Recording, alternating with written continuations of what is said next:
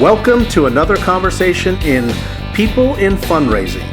This podcast features interviews with nonprofit professionals who discuss their career journeys, lessons learned, and enthusiasm for working in fundraising. And here's your host, the founder of People in Fundraising, Tim Wilson.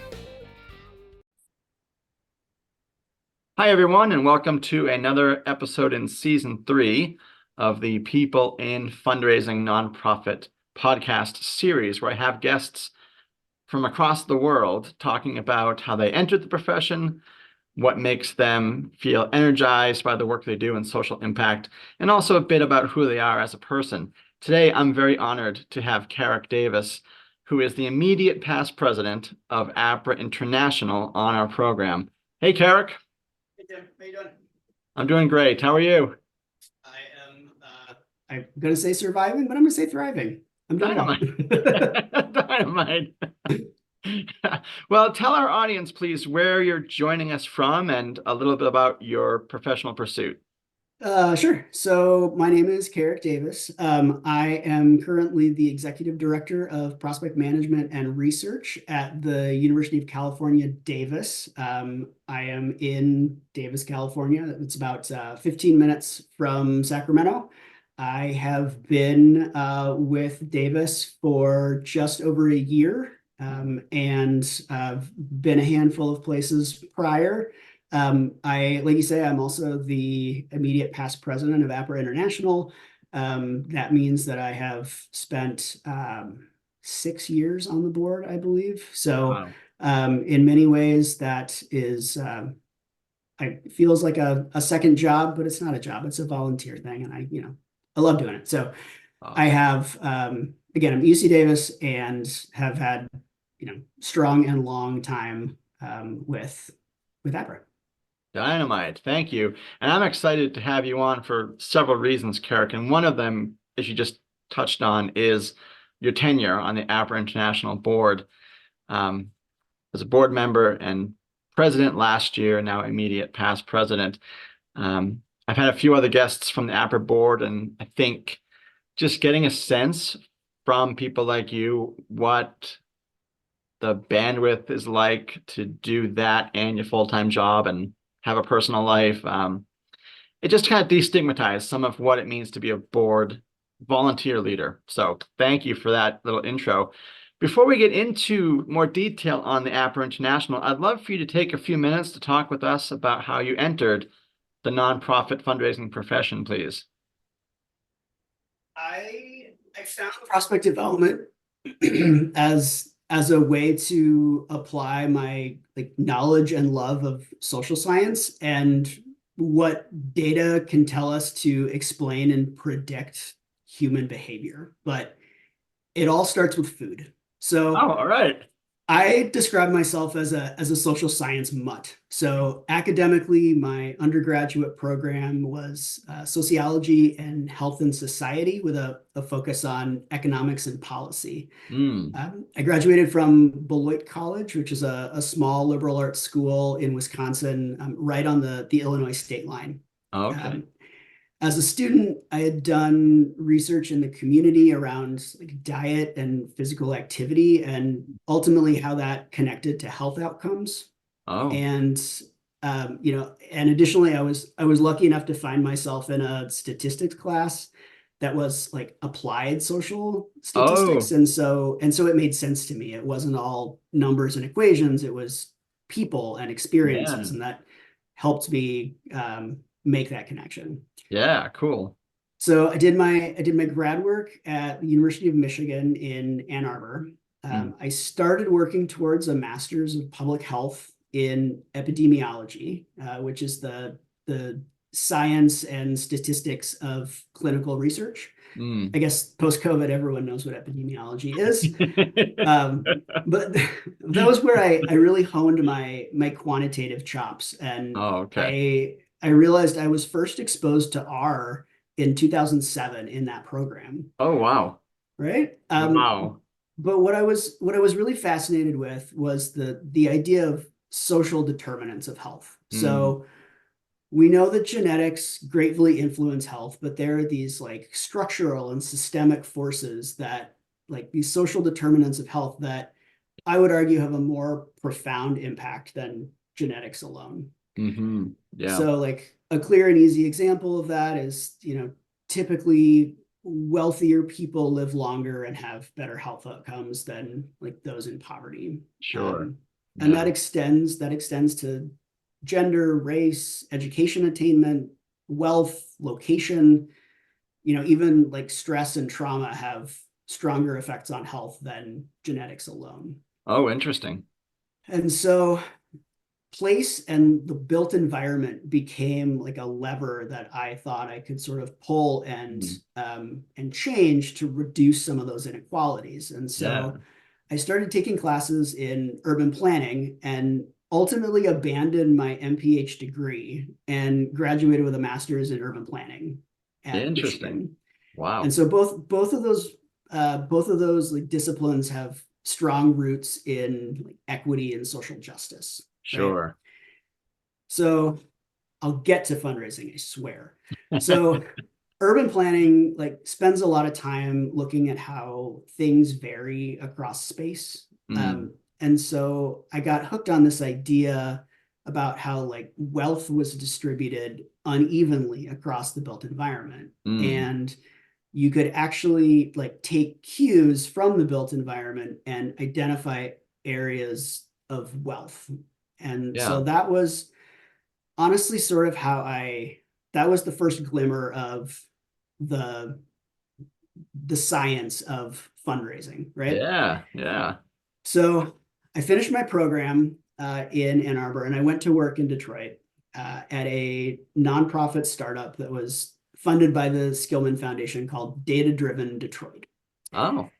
And they were using administrative and community collected data to support neighborhood organizations with grants. So both helping to like quantitatively make the case for funds, Yeah. and then to demonstrate outcomes of like good use of that grant money. Okay. So like we worked on childhood education, housing and vacancy, food insecurity, and like, employment programs. Wow. Which like loved it. Yeah. It was a limited term contract job. Oh, okay. So when that was over, I went looking for my next opportunity to again sort of use my data skills to support this social good and social justice. Yeah. And that was when I ended up back at Beloit College at my Okay. alma mater as a research analyst in their external affairs office. Hey. So this is how I found fundraising. My experience at Beloit was like transformative for me, and I thought that by working there, I could create opportunities for others to have similar experiences, right? Yes. Beloit was a small shop, 16,000 living alums, raising about $5 million a year. I was the first hire in a second prospect management and research position. So I was that hurdle of going from one person to two people. Yes. Yeah. So my boss, Barb Thurler, exposed me to the profession, and I'm forever grateful, right? Awesome. So cool. And I had this training in like mass, using mass data. And so because Beloit was small, I had the opportunity to see all of these different corners of the development operation, but I like had this like longing for a bigger data sandbox. Yeah. Yeah. And so after about a year and a half, I started looking for other opportunities. I felt like I kind of knew what I was doing with this development thing, and so I looked for a similar role. Yeah. I was one of the first data-focused prospect management hires at the University of Wisconsin Foundation in Madison in 2012. Awesome.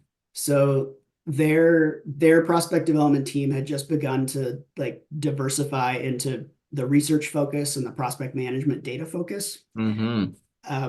And so that was where I really learned about how a large, diversified public land grant university functions. Yes, that's transformative. Indeed, right? I'm the child of a public school teacher, so like you say, I understand and like appreciate the value of public education. Yeah. And my time in Wisconsin really changed my life trajectory. And, Hmm. that's where I found APRA, which is Prospect Development's professional association. That's where I became a professional. And like, that's where I really found my career. Oh, that's So, great. um, just to sort of close the loop, in 2018, I followed my wife to Colorado, Mm. where I ended up leading the prospect management and research function at the University of Northern Colorado in Greeley. Okay. Um, I moved on from UNC in June of 2020, Mm. and actually started a master's program in business analytics at UC Denver during COVID. Oh, wow. Okay. Um, I I actually still, honestly, I have one course left. It's like a basic database class, and I'm going to say it here, so I manifest it. I'm going to do it in the spring. Oh, there you go. That's awesome. So I got most of my way through the program, and I missed the fundraising. I missed the work I was doing, and so I Sure.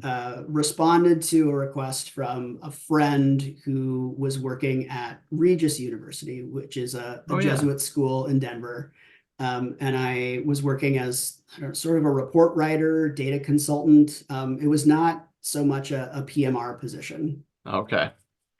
In 2022, I sort of started to feel some like cognitive dissonance, and sort of felt like the university's mission and like my personal value were sometimes at odds. Okay.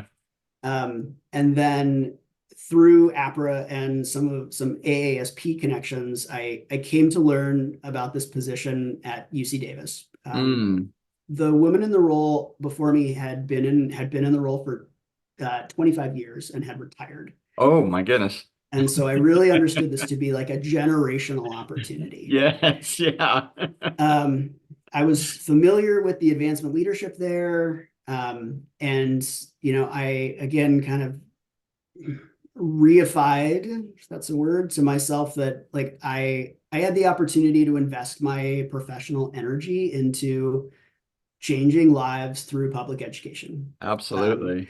so in some really significant ways, I didn't feel ready for the role, but they thought I was ready. Uh, So I started in January 2023, and I crossed my 1 year mark last month. Hey, Um, congratulations. Thank you. Yeah. So at UC Davis, I'm responsible for the prospect research, prospect management, and major gift analytics functions, Mm. for a team of 14. Wow. Um, Wow. I'm learning how to be a manager of managers, Yeah. navigating leadership politics that I did not have vision into prior. Sure. And honestly, I've like found a pace and a gear that I like did not feel like I was capable of earlier. Mm. When, sometimes when you have that meeting with your AVC, or, you spend that whole day getting worked up about it and getting nervous. And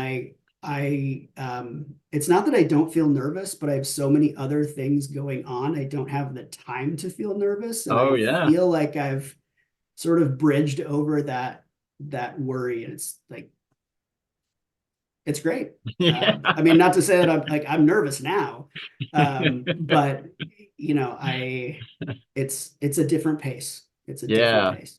Yeah. Well, yeah, I mean, as you were talking, Carrick, a couple of words just kept coming to mind. So one is transformative.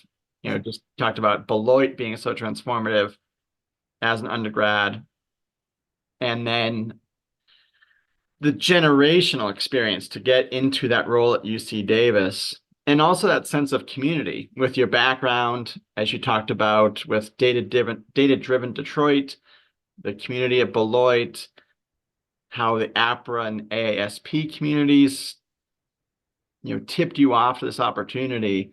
I think we'll get into community a bit more in some of the other later questions as well.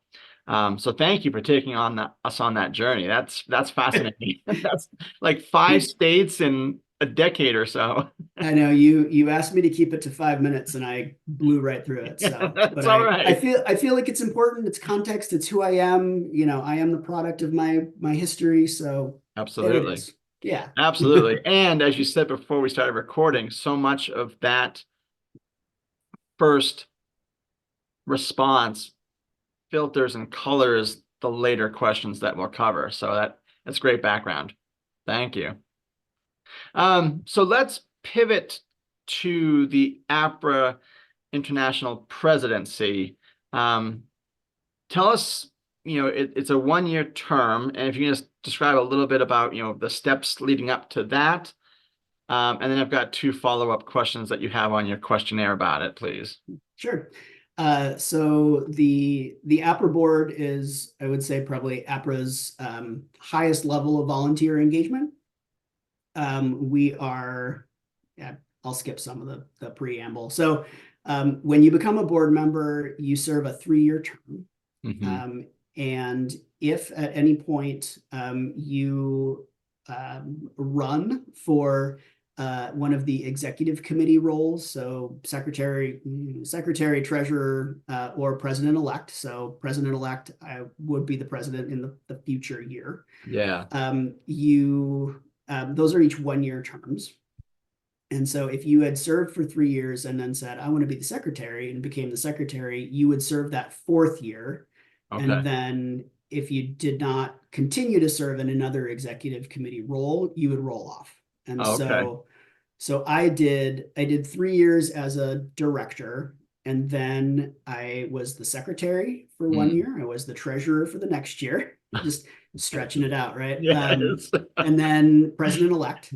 Wow. So the president-elect is like a 3-year sequence, right? You do the president-elect, then you are the president, and then I am now immediate past president. So Yeah. I don't think there is anything or any way possible that would allow me to be on the board for another year. So in September, I will roll off the board after serving for 7 years. Holy cow. Yeah. Hey, I applaud you. That is a high level of engagement over a It's significant. been an honor. It really has. I've Yeah. learned so much. Awesome. Well, Yeah. what did you learn about yourself, in that, maybe specifically that 1 year as president, but if you have other thoughts about the entirety of that time? Sure. I mean, I think so I had experiences that like I never otherwise would have had professionally, especially at the point in my career at that time. So Yeah. volunteer management, leading strategic planning, responsible for APRA's operating budget. It's about $2 million, and that's Wow. cool. Yeah. And it set me up for the role I'm in now. I would not have felt in any way prepared to do what I'm doing in Davis without having gone through my APRA journey.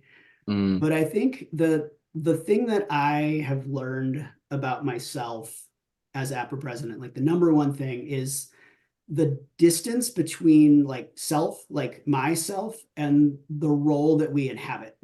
Yeah. Right. Okay. So I'm terrible at work-life balance. Mm.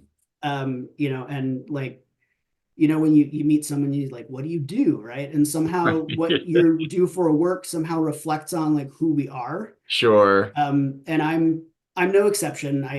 I really do closely tie my identity with work. I recognize APRA as a volunteer experience, but it's work adjacent, right? Yes. Yeah.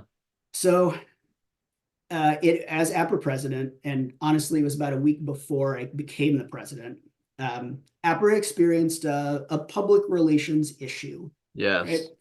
Right? And at multiple points over the next month or two, I found myself as APRA's figurehead, right? Yeah. And I remember you probably were there too, so you may remember as well. I sat in a Zoom room with like 100 members of our community that were upset about a decision that APRA had made. Yes. And I had to explain the reasoning for our decision, justify it, and listen to member feedback. Yeah. And in that I had to navigate like three very different identities, right? I was myself. I'm always myself. Yes. I was the president of APRA, and I was a member of our community, right? Yeah. And so people weren't upset with me personally, but I was the recipient of some of that discontent because I was the president of APRA, right? Right. Yeah. And at first I felt really personally like I felt responsibility, and I Mm. sort of felt like people were upset with me, Mm. but that's not true, right? Right.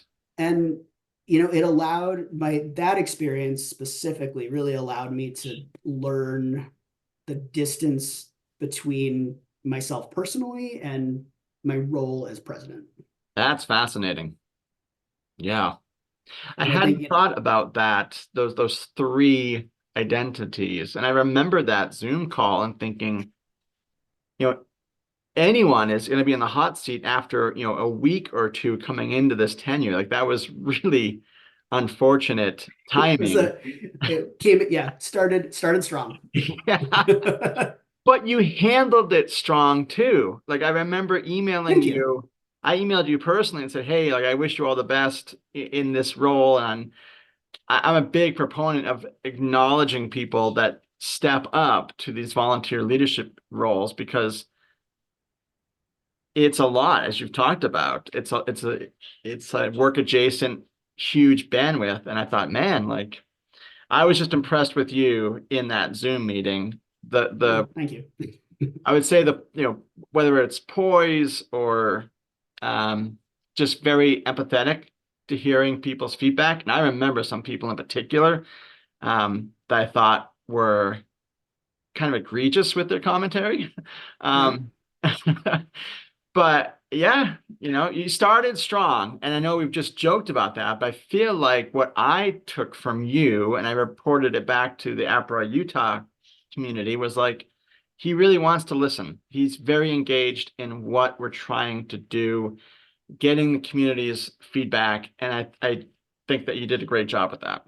Yeah, thanks. I don't know if you're aware, but I had listening sessions with with some small specific groups, and in some cases multiple ones over the course of the year, and would report back on things that we were doing that were helpful to sort of repair the relationships with some of those individuals and the perception of APRA, right? Because Yeah.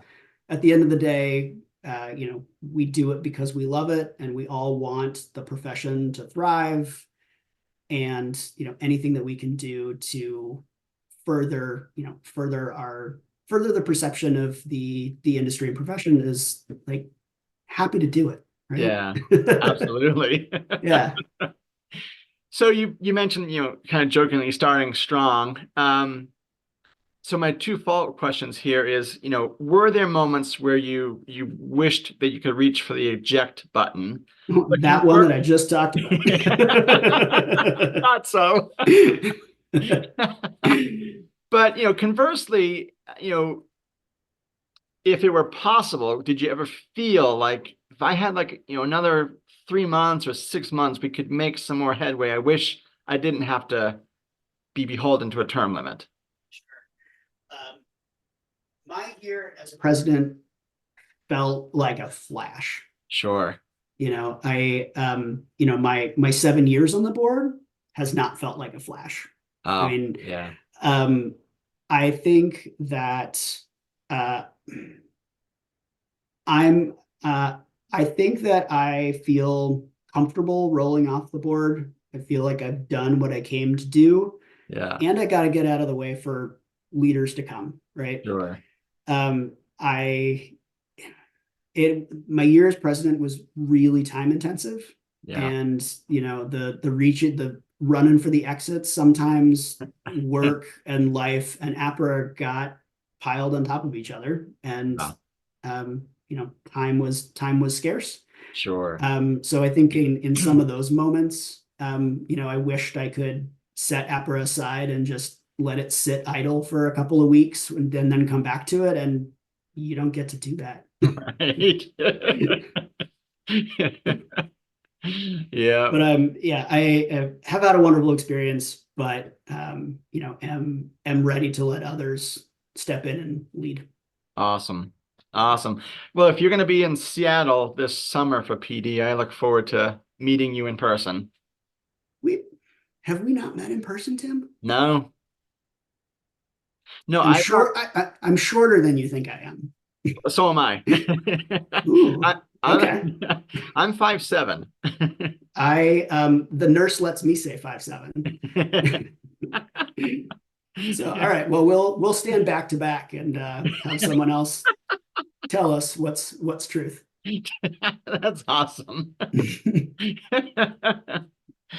Well, speaking of community, and PD is the annual conference for the APRA community.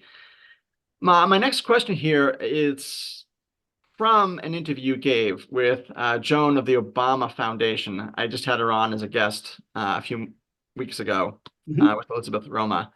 And so a direct quote that you gave to Joan gets at this sense of community and promoting social good. So I'm going to read your own words and then ask you about, your career pursuits. How have you learned to, the give and take, the control, the things you can't control, in the different hats you've worn over your time. So quoting Carrick, the thread that I can string through all of my positions in my career is a focus and a commitment to promote social good. End quote. You mentioned you are a child of public school teacher. I imagine maybe some of the root of that, but where does that sense of the focus, the commitment, the energy, the passion to work for social good come from, and Yeah. how do you give space for that in your life, please? Yeah. So I'm sure that you're right that my parents had something to do with it. Mm-hmm. But I grew up in Alaska, Mm, in a place that was really minimally touched by human development, right? And yeah. so there's this like reverence of leave no trace and responsible stewardship. And as a community, I've always sort of felt like one of my core values is the campsite rule, right? Leave the Yeah. place better than it was when you found it. Oh, that's great. And so, like I mean, I kind of talked through some of my, not some, I talked to every one of my previous positions. But through my academic and life experiences, I recognize that I embody a position of extreme privilege, Mm, right? As I like move through the world, I am perceived as a, heterosexual, cisgendered white male, and I appreciate what a privilege that is. yeah. And as an extension of that, I feel like it's my responsibility to lift others up and give space to others with different lived experiences. Yes, definitely. Right. And so like at APRA 2023, my president here, I was proud to like spend time on stage in a general session Yes. wearing a t-shirt that said "Fight for those without your privilege." Mm, I yeah. I was unsure if I was going to be able to get away wearing a t-shirt, but I was like, this is important to me, and I'm gonna do it. Right. Awesome. So, professionally, it's important for me to work in the nonprofit space. It like breaks my heart that some of the brightest minds of our generation are spending their energy and brain power trying to figure out how to like maximize an Amazon checkout cart, right? Yeah, yeah, And so for me, I want to spend my energy, again, both personal and professionally, into benevolent work, right? yeah. And even further, like in the world of philanthropy, I'm never going to be a major donor. I don't mean to like virtue signal here, but like I kind of view the gift of my professional time and investment Hmm. reflects that philanthropy, right? Absolutely, it does. Every organization I've worked with like truly aligns with my personal values. Mm, And through my work with APRA, sharing my knowledge, creating opportunities for others to learn and teach others that are carrying out the work and the missions of other organizations, and in turn let them raise more money for their organization. And it's yeah. like a force multiplier. Yeah. And so I think that's pretty cool. That is really cool. And that's why I am where I am and have, felt a commitment to the nonprofit space. Yeah, that's such an enlightening answer. Thank you for taking the time to think through that. It was really fun to get your questions and like have to spin and ruminate. So, thank you too for letting me get there on my own. Yeah, yeah, my pleasure. Yeah, I think we had a consultant. I work my day job at Weber State Yeah, University in Ogden. Um, so a little like Detroit, but on the scale is smaller.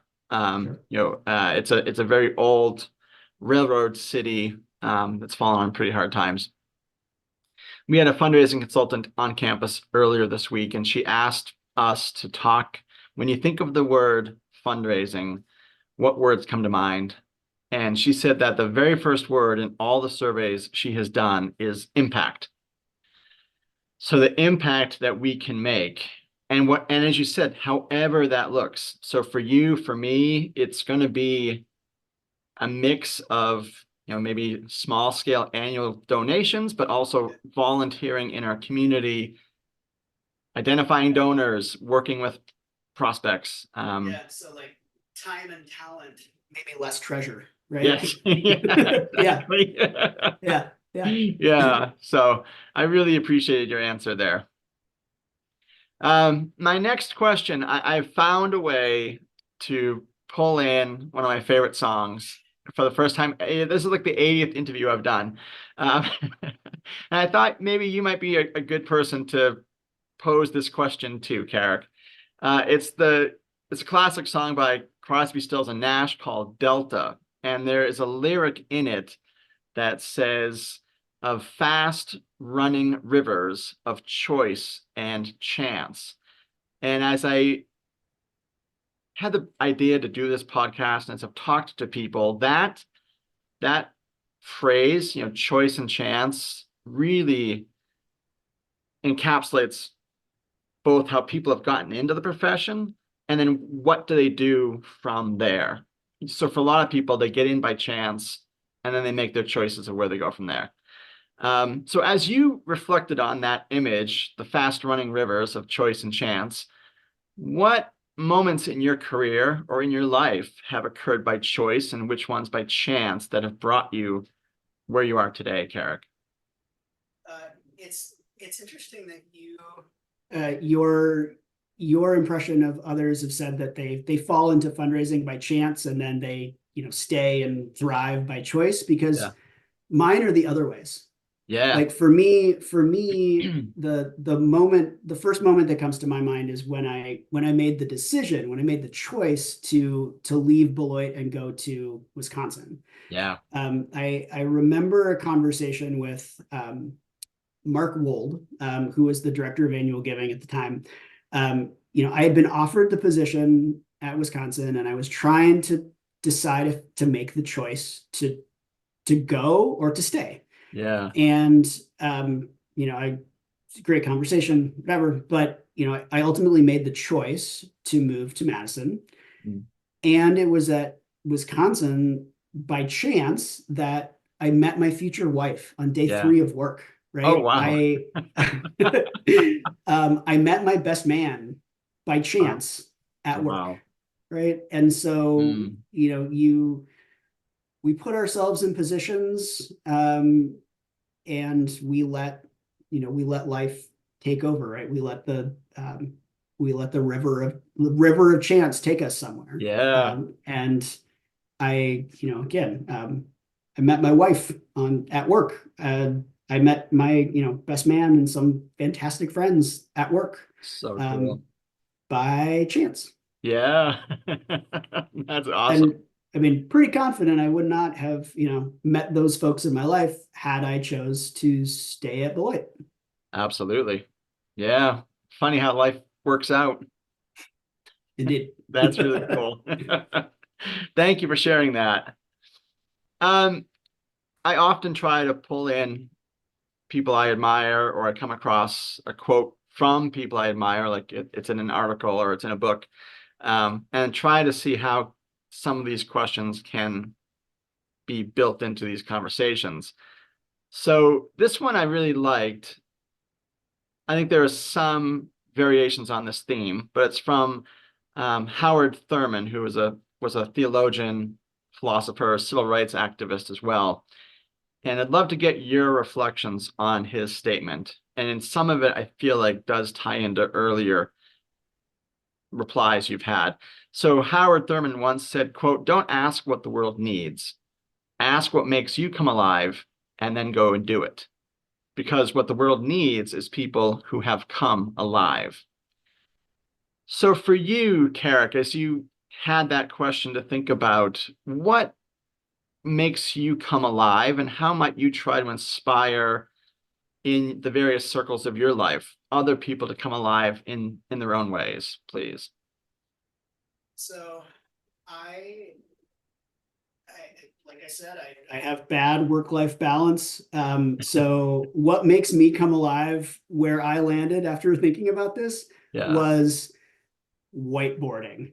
Awesome. I love like ideating and kicking around ideas, and it permeates into my personal life. My wife thinks that I argue with her a lot, but in my mind, we're volleying an idea back and forth. Sure. Yeah. And so like that discussion, that practice, like really gets me excited. Pictures and diagrams help me organize and communicate thoughts because better than words. I'm better in pictures than words. So it's no surprise that data visualization is one of my favorite parts of the job. Definitely. I try to inspire that energy in others by being a connector, by way of APRA and living all over the country. I've met a lot of disparate people that don't know each other, and I love being a connector where I can introduce those people that don't know each other yet, but they need to. Yes, that's great.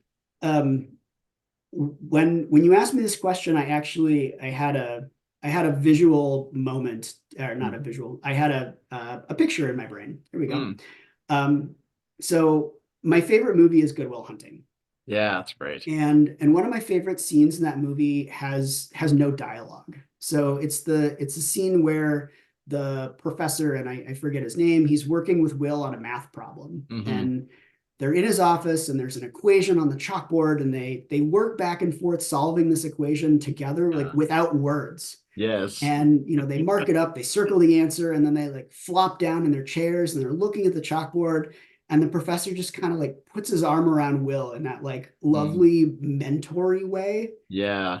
And so like, because Will's the main character and I was a teenager when I saw it, I always sort of identified with Will, right? And I wanted to find that person, that professor, that, where we could like work together without words. Yeah. And honestly, in the last handful of years, like as I've become a manager and worked with some wonderfully brilliant people, I've found myself feeling more like that professor. Oh, cool. And so it feels full circle. Yeah. And I want to help other people, find their bliss and find those things that make them come alive. Absolutely. Yeah. That's beautifully said. And I love the tie-in to the movie Good Will Hunting. And was it Stellan or Peter Skarsgård? I think it's the professor. It was Peter Skarsgård. Yeah. Yeah. And then how you've turned it into, you once saw yourself as Will and now you see yourself as the professor.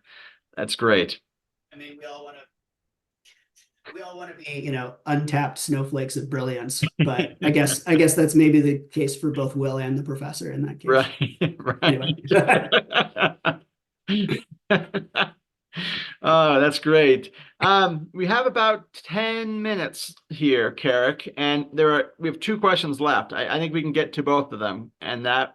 I'll be brief. Sorry. No. That's. I want to, because you prefaced the last question, and just giving me some detail before we started recording, I think would be really cool to hear.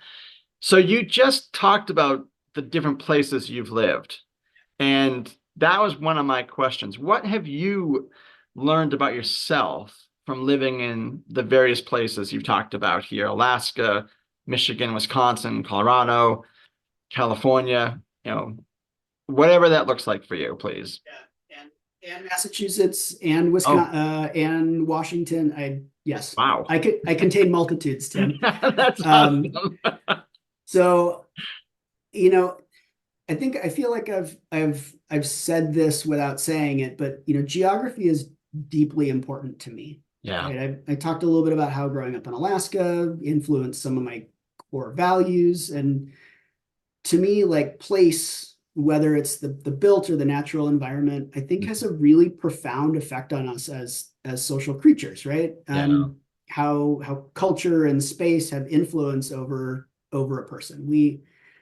I mean, living in as many places as I have, one thing that I can say is, we live in an enormously large country, Yes. right? I mean, Yeah.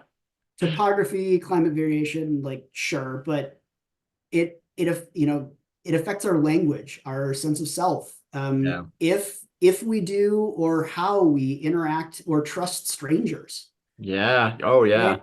I mean, I think about living in different parts of the country over the course of my life, sort of in eras. Like Mm, I almost feel like I've been a different person in each of these different places that I've lived. And so yeah. all these different environments teach you things about yourself and emphasize or de-emphasize different parts of your personality. And Yeah. all of those experiences, all of that soup together just adds up to your understanding of like a full and complete, fingers crossed, self-actualized self. Yeah.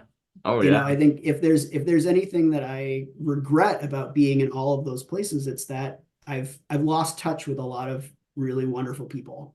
Yeah. I'm Sure. terrible about keeping up with people. Mm. And that is the downside for me of be living in all the different places that I have. Yeah, that makes sense. Yeah. I didn't know about Massachusetts. I Um, right out of high school, I spent a semester at Hampshire College, oh, okay. and I pretty quickly realized that I didn't know what I wanted to do. Yeah. It was incredibly expensive and it was incredibly far from home, and so Yeah. I spent a semester and made the choice to come home. Oh, okay. Yeah. I was not, I mean, I don't know exactly what year that was, but I was at UMass Amherst for my Oh, undergrad. really? That was the Yeah. fall of 2000 Oh, okay. Yep. I graduated in 99. So, from high school or college. from UMass. Yeah. Okay. From Okay. college. Yeah. Yeah. Yeah. Very interesting. I like that concept of the different eras that you can personally have. And Borrowing from Taylor Swift. Right. we'll exchange Swifty bracelets in Seattle. Love it. I don't even know what they were called. It's something about a bracelet and Taylor Swift. I don't know. Apparently they're important. Yeah. Yeah, Yeah. yeah. But it made me think about, not that this is my interview, but like when I lived in Germany for a year in college, and then I had a pretty strong Boston accent, and a lot of the German students we hung out with, all this pack of Americans, we kind of traveled together. A lot of the German students were like, "You don't sound like an American. You sound like you're from somewhere in England." And I loved that because I didn't want to be associated with, America and the Yeah. good and the bad that brings, in certain other parts of the world. But Yeah. also like, yeah, like let's try that on. Like, I could be, this obnoxious kind of continental European, uh, Right. that they're seeing in me just because of the way I talked. Right. So, I have not spent a ton of time outside of the States. mm, But when I have, I read more or less as an American, I suppose. But a couple of occasions have had people ask me, "Are you an American?" mm, Or "Where are you from? Where are you from?" And I yeah, say, "I'm from Alaska." And they're like, "Wow!" Like somehow Alaska and America are, I mean, they're the same, but like yeah. it's from an experience perspective, night and day, right? Oh, sure. Oh, yes. Absolutely. I have three cousins that grew up on ADAC, on the Air Force, the Naval Air Station in That is ADAC. that And is they've lived all over the country, and they swear that their time on ADAC in the 1980s, kind of the height of like another iteration of Cold War tension, was yeah. the best time they've had, throughout their childhood. Wow. They loved it.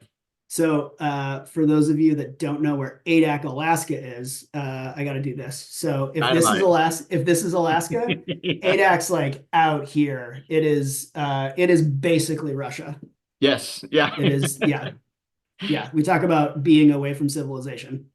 Oh yeah. Yeah. They said it was just, and not so much for them, but from their parents. Like, we are physically closer to the Soviet Union than we are to, it may even been mainland Alaska. I'm not sure, but definitely to the United States. Yeah. Yep. Yeah, just amazing. So, Yeah.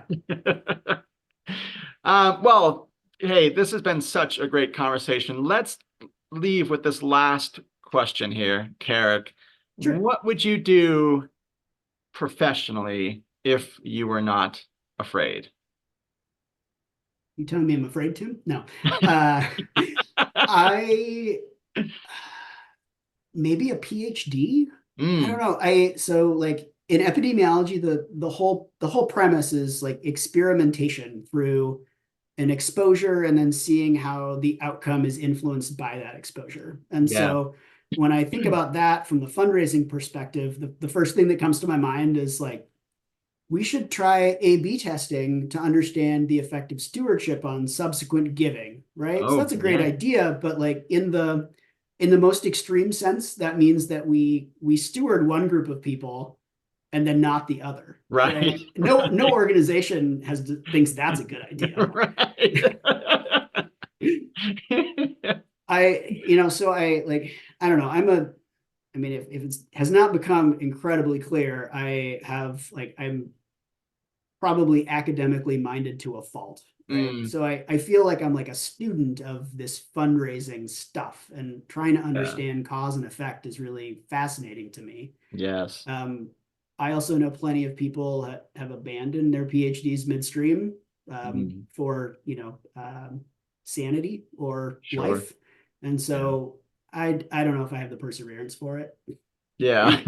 I'm a political junkie, Oh, so are you? like my podcasts are full of political commentary, analysis, Mm. whatever. So I think I probably would be fascinated to work on political campaigns, like Oh, cool. especially around like elections and polling. I think Yeah. this Wow. is this is I'm gearing up for wonk season this year.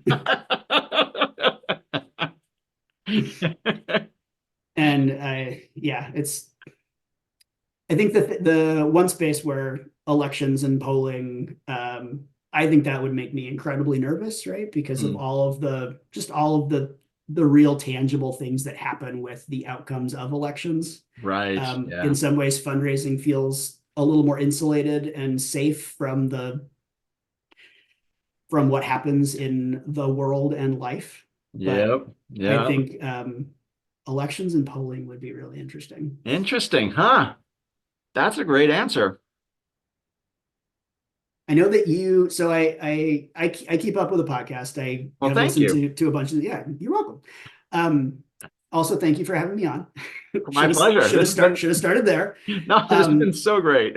you had mentioned that you were you started thinking about being a professor. Like what subject? Like what's your discipline? What's your subject?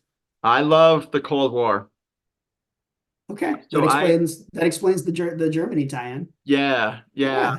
Yeah. Um, I was born in 1975, so I turned 49 earlier this week. And my dad, he also started out as a public school teacher and then got into academia at his, I mean, kind of like you, got in, was a student at a university, got his first, job for the rest of his career, kind of at that same, his alma mater. He's also a news junkie. And so growing up, my awareness, I remember seeing footage of the hostage situation in Iran, 1979. I was 4. So the TV was always on a news channel before we even had cable. So I think that was like the seed of me loving current events and history. And I just felt like I didn't want to invest the time, the money, the energy on what felt like a moonshot to be a tenured history professor. That's all it came down to. I did think about getting a library science degree, and then, fast running rivers of choice and chance. That river quickly dried up. So, but yeah, I mean, back to your question, Cold War, totally. That's my thing. And it can be such a geek moment. I love this series it's on Amazon Prime, from, I think it's a German production called Deutschland, which is Germany in German. Yeah. Deutschland 83, 86, and 89. And it's about, I won't give it all away, but it's about pivotal moments in those 1980s time periods between East and West Germany, but also kind of the entire geopolitical scene globally. Interesting. It's fascinating. It's such a good series. They weave in all sorts of cultural. They talk about the emerging AIDS crisis. They find ways to bring in lots of other very topical issues of the time into that series. So Yeah. much more than you wanted to know, but I don't know what I think I just found my weekend plan. they do it is subtitled, so Well, perfect. Yeah, I would need that. yeah. Oh man, I have just loved our conversation today, Carrick. Thank you Yeah, so thanks. much. Same. It's so enjoyable. I mean, we've known each other again, sort of at like a surface level, but I never sat down for something like this with you. So Yeah, now we're tight. absolutely. Well, thank you so much, Carrick. I do look forward to Seattle in the summer, and I just I want to take a moment here to say again, thank you for being an example of a volunteer leader to an institution that has certainly enriched my life, my career, and for lots of other people. Like most of our audience comes from the prospect development, prospect management research sector. So on behalf of them, thank you for investing so much of your time and your energy into APRA. Thank you. Kind words. I'm bad at taking compliments, so I'll just Me say too. thank you. I appreciate that. We got a lot in common. I like it. Yes, me as well. Hey, have a great weekend. And for our audience, you will be able to find Carrick's interview when it goes live in April on LinkedIn, YouTube, and then the audio only will be on Podbean and Spotify the exact same day. So thank everyone for tuning in, watching, listening, and I'm sure you'll enjoy this conversation with Carrick. Thank you very much.